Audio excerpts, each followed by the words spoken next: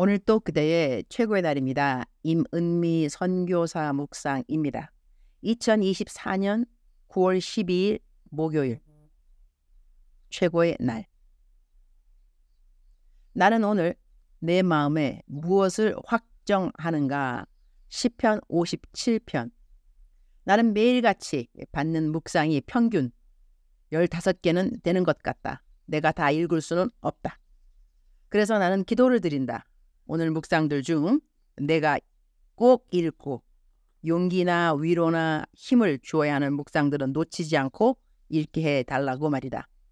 요즘 나는 내가 하나님을 얼마나 신실하게 찾고 구하는가에 대한 생각을 하게 되었다. 그런데 오늘 아침 받은 어느 묵상에 이런 글이 있었다. 이거는 이제 그 어느 분이 보낸 묵상, 제가 읽어드리는 것입니다. 제 묵상 아닙니다. 이번 여름 휴가에서 어느 산과 호수를 보는데 호수에 비친 산을 보면서 호수가 산을 다 품을 수 있는 것은 호수가 꼭 깊어서야만 가능할까 하는 생각이 들었다. 나는 호수가 맑아서 가능하다고 생각한다. 그러면서 주님을 생각했다.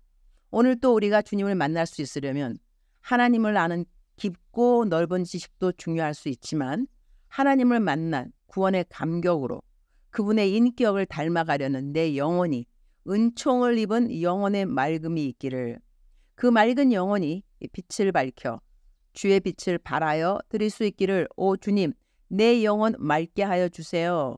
내 영혼 맑게 하여 주소서 기도했다. 위의 묵상 부분을 읽으며 나도 동일한 기도를 드린다. 주님, 내 영혼이 맑았으면 좋겠습니다.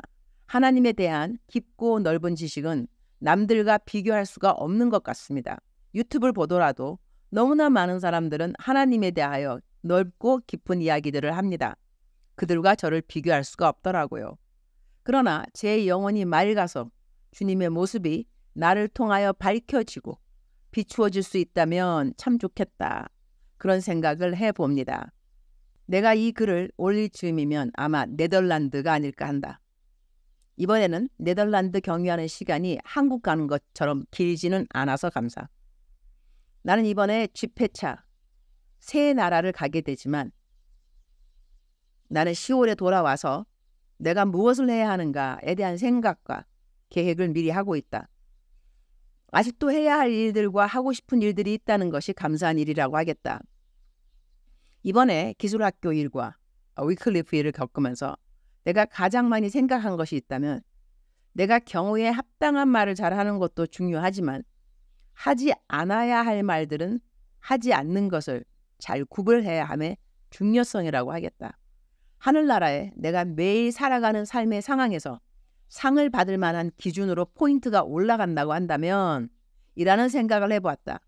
말을 잘하고 설교도 잘하고 구제도 잘하고 전도도 잘하고 남들 칭찬도 잘하고 이런 일들로 인한 포인트가 만약 10점씩 차곡차곡 쌓아진다고 한다면 하지 않은 말들, 나의 수고를 말하지 않고 나의 희생을 말하지 않고 나의 억울함을 말하지 않고 나의 서운했던 마음을 이야기하지 않고 나의 상처를 이야기하지 않고 나의 배품을 이야기하지 않고 나의 답답한 심정을 이야기하지 않고 이렇게 이야기하지 않은 부분들에 대한 점수는 과연 얼마가 될까?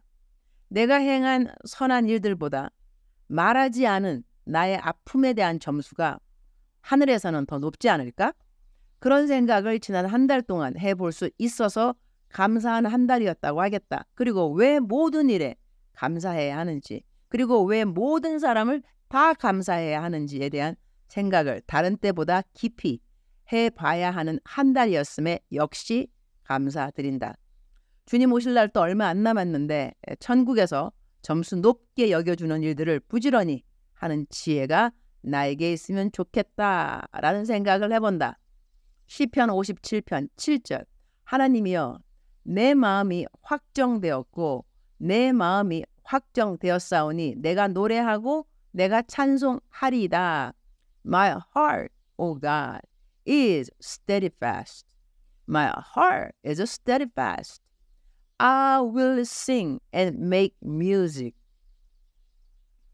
내 마음을 어떻게 확정하는 것이 좋을까? 내 마음을 확정하는 것은 내가 가진 나의 자유의지를 가지고 내가 선택할 수 있는 영역이라고 생각한다. 시편 기자는 57편 시편에서 이러한 고백을 한다. 하나님이여, 주는 하늘 위에 높이 들리시며 주의 영광이 온 세계 위에 높아지기를 원하나이다. 주여, 내가 만민 중에서 주께 감사하오며 뭇 나라 중에서 주를 찬송하리이다. 무릇 주의 인자는 커서 하늘에 미치고 주의 진리는 궁창에 이르나이다. 하나님이여, 주는 하늘 위에 높이 들리시며 주의 영광이 온 세계 위에 높아지기를 원하나이다. 시편 기자는 하나님을 찬송하는 일에 마음을 확정한다고 했다. 노래를 부르기를 확정하는 일에 마음을 확정한다고 했다. 그는 자기 삶에 하나님이 어떠한 큰 일을 행해 주심에 대한 찬송보다는 하나님의 하나님 되심에 대한 찬송을 확정하는 자신의 마음을 시편에 노래했다. 주님, 오늘 또 최고의 날입니다.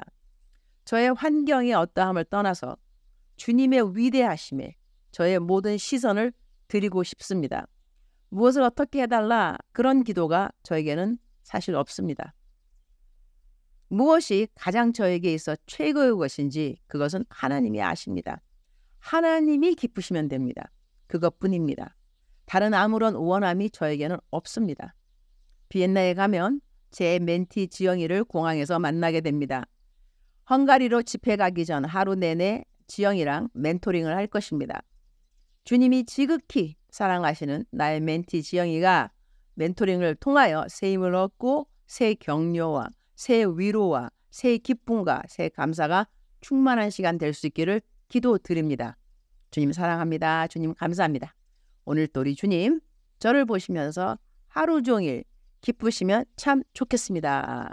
외울 말씀 시편 57편 7절. 하나님이여, 내 마음이 확정되었고 내 마음이 확정되었사오니 내가 노래하고 내가 찬송하리이다. 사랑하는 그대여, 사랑하는 그대여, 출석 부르고 있습니다. 대답하셔야죠.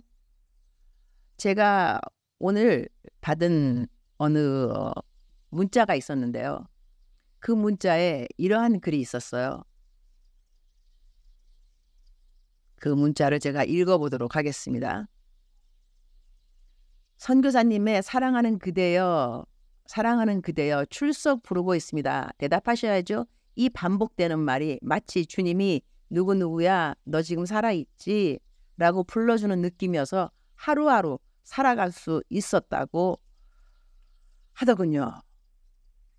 아하, 이 출석, 사랑하는 그대여, 사랑하는 그대여, 이렇게 출석을 불렀는데 그 출석 가운데서 하나님의 음성을 들을 수 있다는 것은 제가 매달 기도 편지를 많은 분들에게 보냅니다. 기도 편지에 기도 항목, 제목 중에 하나가 뭐냐면 제가 사랑하는 그대여, 이렇게 제 묵상이 끝나고 난 다음에 녹음을 하는데 그 녹음을 듣고 듣는 분들이 힘을 얻고 위로를 얻고 또한 새 힘 얻게 해달라, 이제 그렇게 기도를 부탁했는데 많은 분들이 그 기도 제목을 보고 기도를 해 주십니다. 오늘 그 기도의 열매 중 하나가 바로 이러한 문자가 아닌가 합니다. 제가 사랑하는 그대여 이렇게 불렀는데 주님이 직접 불러주는 것 같은 느낌 때문에 하루하루를 잘 살았다고 하니, 하루하루를 잘 버티었다고 하니 너무 감사를 드리고, 지금 이 시간도 사랑하는 그대여 출석 부르고 있습니다. 이 한마디에 아멘 아니면 네 이렇게 응답하시는 그대, 오늘 새 힘, 새 격려, 새 감사, 새 기쁨 충만하기를 진심으로 마음으로 기도드립니다. 사랑하는 그대여, 우리 인생에 일어나는 모든 일들은 때로는 기쁘고 때로는 슬프고 정말 너무나 다양한 일들이 일어나는 사람도 있고, 또 어떤 분에게는 단조롭게 매일매일이 비슷할 수도 있을 것 같습니다. 그러나 단조롭든지 복잡하든지 힘들든지 외롭든지 괴롭든지 동일한 것은 무엇이냐? 하나님께서 그대의 손을 붙들고 계시다는 것입니다.